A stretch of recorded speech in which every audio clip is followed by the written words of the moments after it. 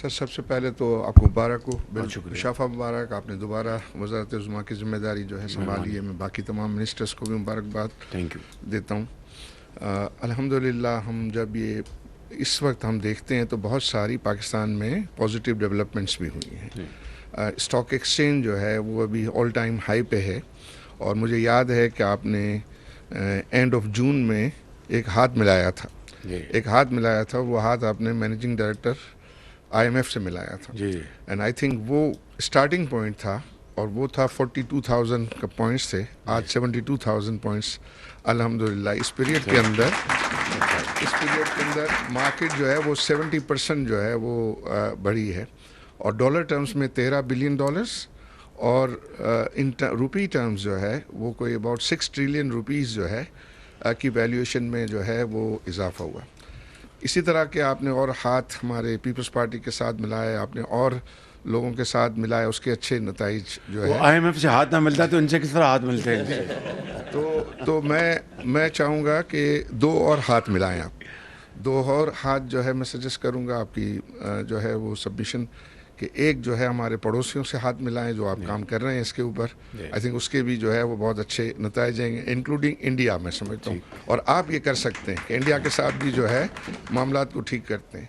दूसरा, जो अडयाला के बासी हैं उनके साथ भी आप हाथ मिलाएं, वहाँ भी मामलात को जो है वो बेहतर करने, और वो आप कर सकते हैं। आई थिंक ये अगर बेसिक चीज़ जो है हो जाती है तो मैं समझता हूँ कि बहुत जो है वो बेहतरी आएगी। दूसरी, इस वक्त जो आपने कहा कि हमें दोबारा नई इनिंग शुरू करनी चाहिए, और हम ठीक है, हम मुश्किल हालात से गुजरे हैं, एंड बिल्कुल आई एग्री विद यू। और उसमें इस वक्त जो है वो तीन बड़े मेरी नज़र में मसले हैं।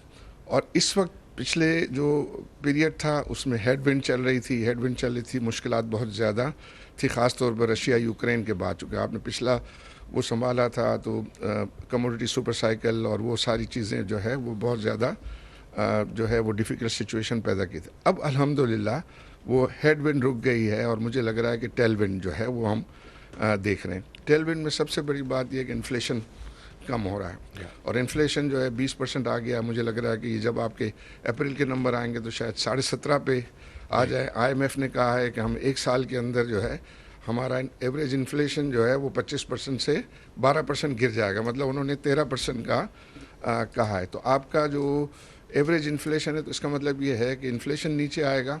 तो इस वक्त सबसे बड़ा मसला गवर्नमेंट के लिए भी और कारोबार के लिए भी पॉलिसी रेट। इंटरेस्ट रेट्स हैं। और ये इंटरेस्ट रेट जो है मैं समझता हूँ कि उसमें जितना जल्दी उसमें से कट आना शुरू हो जाए तो वो एक सेंटिमेंट जो है वो बेहतर करे। क्योंकि जब कोई भी इन्वेस्टर है, और बाहर से ख़ास तौर पे जब वो देखेगा कि अगर इंटरेस्ट रेट हमारे यहाँ ज़्यादा है, एनर्जी प्राइस जो है वो हम बहुत ही इनकॉम्पिटिटिव है, ज़्यादा हैं, और हमारे यहाँ टैक्स रेट ज़्यादा है। एनर्जी प्राइसेस के लिए भी जो है, जो अभी केयर टेकर एनर्जी मिनिस्टर थे, उन्होंने एक अच्छा प्रपोजल जो है वो बना के दिया है कि वो 13 सेंट का जो है 9 सेंट ले आते बगैर किसी और गवर्नमेंट की सब्सिडी के। तो आई थिंक वो चीज़ जो है उनसे आप प्रेजेंटेशन जो है वो ले सकते हैं, और उस चीज़ की इम्प्लीमेंटेशन अगर आप जल्द कर दें तो आई थिंक वो एनर्जी की प्राइसेस इंडस्ट्री के लिए जो है वो भी कम आ सकती है। तीसरा, जो चूँकि आपको ये स्पेस मिलेगी, इंटरेस्ट रेट वगैरह कम होंगे तो आपकी जो है डेट सर्विसिंग में कमी जो है वो आएगी सब्सटेंशियल। प्राइवेटाइजेशन को आप परसू कर रहे हैं, उससे आपको जो है मैं समझता हूँ कि आपको इंटरेस्ट रेट गिरने से एक साल में 3 ट्रिलियन रुपीज़ की स्पेस पैदा होगी, और आप प्राइवेटाइजेशन से भी 2-3 ट्रिलियन रुपीज़ की स्पेस पैदा कर सकते हैं। तो आप फिर ये है कि इस टैक्स रेट में 40% तो ऑफिशियल है, फिर उसके बाद दूसरी डिविडेंड टैक्स और लोड हो के वो 60-65 चला जाता है। तो उसको जो है वो मैं समझता हूँ कि एक बिगिनिंग। फिर स्टेट बैंक का इस साल जो है 1 ट्रिलियन का प्रॉफिट इंक्रीमेंटल है। वो इंक्रीमेंटल प्रॉफिट भी आपको अगले बजट में जो है वो हेल्प करेगा। तो उन सब जो आपको ये स्पेस पैदा हो रही हैं, इन सब को आप एनर्जी की प्राइस पे और टैक्स रेट में, ख़ासतौर पे सुपर टैक्स जो है वो इस वक्त आपको सिर्फ 450 बिलियन जो है का कलेक्शन होता होगा। तो अगर आप आधा भी कर देंगे तो 250 बिलियन जो है वो आप गिव अप कर रहे होंगे, लेकिन उससे जो लोगों में यहाँ सेंटिमेंट पैदा होगा बेहतर पॉजिटिव, उसके आपको बहुत ज़्यादा बेनिफिट होंगे। और आप मुझसे ज़्यादा जानते हैं कि टैक्स रेट से टैक्स कलेक्ट नहीं होता, और वो ये है कि एक्टिविटी बढ़ाने से जो होता है। और मैं बहुत ही इंडोर्स करूँगा हमारे फाइनेंस मिनिस्टर साहब की ये बात कि हमारे पास प्रिस्क्रिप्शंस बहुत हैं सिर्फ, तो आपका भी जो है उसमें बहुत नॉलेज है, इनका भी बहुत नॉलेज है, बल्कि इनको तो मैं कहता हूँ कि आपको कुछ हमें मशवरा देने की ज़रूरत नहीं है। एज ए पीबीसी चेयरमैन आप जो बातें गवर्नमेंट को एडवाइस करते रहे बस उनको इम्प्लीमेंट कर दे, वो काफ़ी है। तो मेरी ये सबमिशन है, हमारी नेक ख्वाहिशात आपके साथ हैं, हम सब जो है वो आपके साथ हैं। आपकी जितनी प्राइवेटाइजेशन की जो ऑफर्स वगैरह होंगी हम उसमें भरपूर जो है वो पार्टिसिपेट इंशाल्लाह जी बहुत शुक्रिया। मैंने आरिफ साहब आपने बड़ी इम्पोर्टेंट सारी बातें की हैं। पहली बात तो ये है कि जो आपने जो अभी सेंटिमेंट का पॉजिटिव हो रहा है, अभी जो रिपोर्ट्स कल आई हैं, I am not taking any credit for myself, I think it's a collective effort, part of the credit goes to the interim government. और अब हमारी जब से ये 4 मार्च हमारी गवर्नमेंट मार्च जब वजूद में आई, तो आपके साथ मुशावरत के साथ हम इंशाल्लाह ये सारे फैसले करेंगे। But as you said, stock exchange highest point पे है और मार्च में जो आपकी आईटी एक्सपोर्ट्स हैं, it is all time high, $300 million से कुछ ऊपर है। इस तरह आपका जो करंट अकाउंट, आई थिंक वो दैट इज़ पॉजिटिव। और इसी तरह आपकी रेमिटेंसेस इस महीने की, दैट्स ऑल्सो हायर। तो ये सारे प्लस पॉइंट्स हैं, मगर मैं समझता हूँ कि हमें इस अपॉर्चुनिटी को पूरी तरह अवेल करना चाहिए। उसका वाहिद तरीका ये है कि जो बिज़नेस कम्युनिटी है उसको हम जितनी भी उनकी जायज़ उनकी जो डिमांड्स हैं, जिस हद तक कि हम मीट कर सकें उनको करें। और हमारा जो फोकस जो होना चाहिए, number 1 export led growth, export led growth and export led growth. मैं समझता हूँ कि ये वाहिद तरीका है कि हमारा जो इस वक्त जो सबसे बड़ा प्रॉब्लम्स है फॉरेन एक्सचेंज का, उसको हम रिजॉल्व कर सकते हैं over a period of time. तो उसके लिए मैं अभी जो मैं चैम्बर को मिल के आया हूँ और आपसे भी मैं गोश गुजार हूँ कि इंशाल्लाह अगले महीने के शुरू में मैं इस्लामाबाद में आप लोगों को मैंने दावत दी है, आप आएँ वहाँ पे इंशाल्लाह। और हमारे जो मुतल्लिका मिनिस्टर्स, सेक्रेटरीज़ और जो एक्सपर्ट्स वो आपके साथ बैठेंगे और इंशाल्लाह उनको 1 दिन लगे, 1.5 दिन लगे, दिन रात बैठेंगे। वे विल जो प्रॉब्लम्स जहाँ पर हमें फिल फॉर एक्शन लेनी चाहिए उनको हम वहाँ पर रिजॉल्व करेंगे। उसके बगैर मैं आपको कराची आने दूँगा, ना लाहौर वालों को लाहौर जाने दूँगा। This is the only way, the surest way that we move forward और हम आपके प्रॉब्लम्स को सॉल्व करें।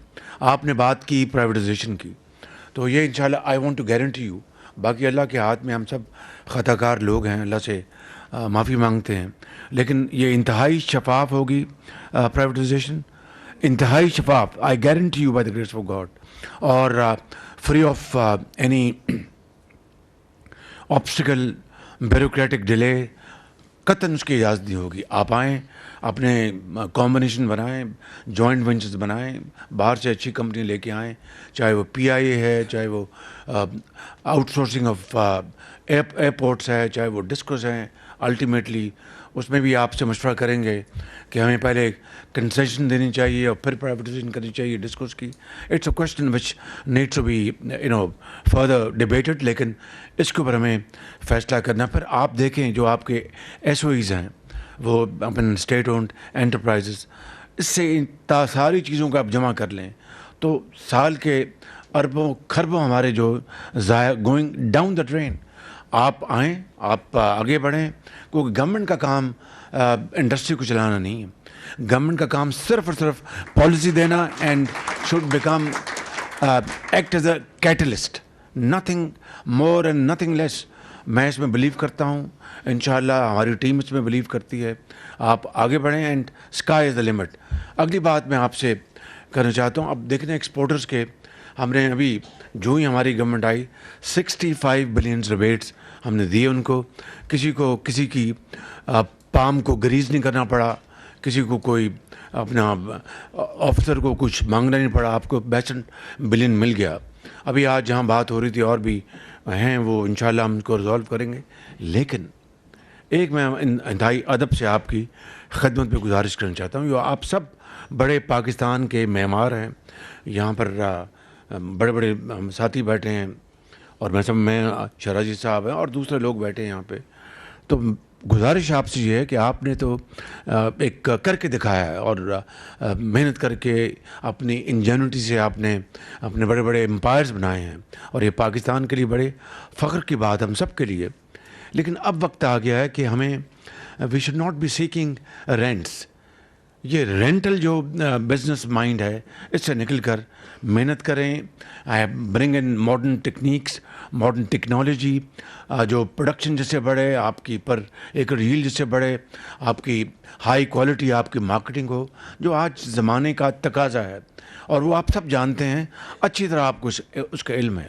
उसके लिए हुकूमत, जो भी मैं आपको बता रहा हूँ कि हम इस्लामाबाद में भी अब हम एम्बेड कर रहे हैं ऑल इम्पॉर्टेंट इकनॉमिक मिनिस्ट्रीज़ में कंसल्टेंट्स ऑफ वर्ल्ड क्लास। अभी एफबीआर की जो हो रही है डिजिटलाइजेशन, कल ये बताएंगे आपको, आजकल में ये फैसला होने वाला है। We are hiring world class consultants और इंशाल्लाह 100% उसकी तरफ जाएंगे। इसी तरीके से मिनिस्ट्रीज़ में हम लेके आ रहे हैं, एक्सपर्ट्स लेके आ रहे हैं वर्ल्ड क्लास, जो हमें वे फॉरवर्ड बताएंगे। सऊदी अरेबिया का डेलीगेशन आ रहा है पाकिस्तान, अगले महीने मैं जा रहा हूँ चंद दिनों में, and we are expecting high part business delegation from Saudi Arabia. मैं आपको उनके साथ बिठाऊंगा B2B, आप उनको खाना खिलाएं, निहारी खिलाएं और उसके कबाब खिलाएं और उनको उनसे बिजनेस करें। That is the way forward. Governments का कोई काम नहीं है, हमें इस बैगेज को उतारना है और ये बैगेज आपके हवाले करना है ताकि आप उसको दोबारा शानदार अजीम आप इमारतें बना दें। ये है हमारा एक मिशन, ये है हमारा विज़न।